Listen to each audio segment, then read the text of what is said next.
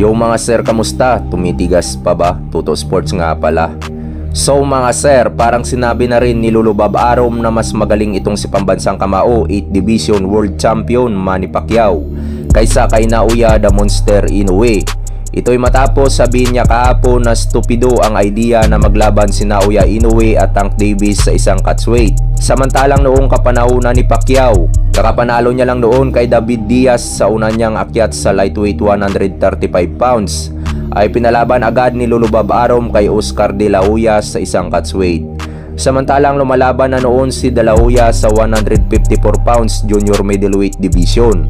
Ibig sabihin mga sir, 19 pounds ang diferensya ng timbang na pinaglalabanan nila ni Pacquiao. Samantalang itong potential fight ni Inoue at Tank Davis ay tinawag ni Lolo Bob Arum na estupido. Samantalang halos same scenario lang din ito ng bakbakan noon ng pambansang kamao at Oscar De La Hoya. Si Inoue ay lumalaban sa 122 samantalang huling laban ni Tank ay sa 135. So ibig sabihin 13 pounds ang diferensya, samantalang kay Pacquiao at De La Hoya noon ay 19 pounds. Ibig sabihin mga sir ay mas may tiwala itong si Lolo Bob Arum sa kakayahan ni Pacquiao noon kaysa kay Inoue ngayon.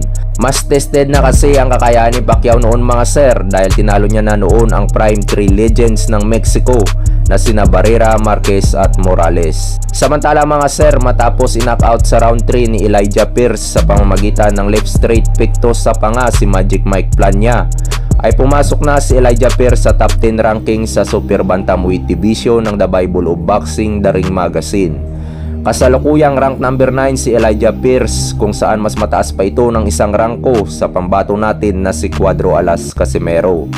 Napakalaga ng ranking sa Ring Magazine mga sir dahil isa ito sa pinagbabasihan ng mga sanctioning bodies sa kanilang mga rankings dahil well respected ang Ring Magazine.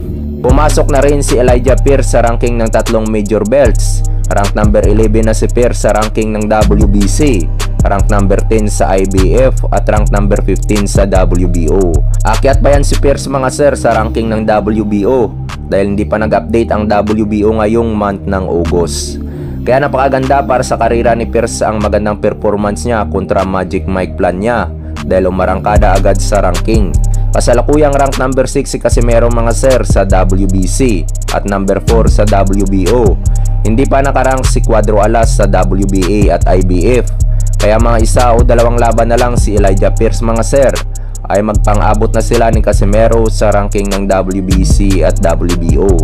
Matatandaan mga sir na matapos ang laban ni Elijah Pierce kontra Magic Mike Plania ay isa sa mga inamo ni Pierce ang angas ng Pinas. Tiwala naman tayo mga sir kay Casimero na kaya niya ang lakas nitong si Pierce dahil tested na ang panga ni Cuadro Alas. Siguradong hindi magagawa nitong si Pierce kay Casimero ang nagawa niya kay Magic Mike Plania.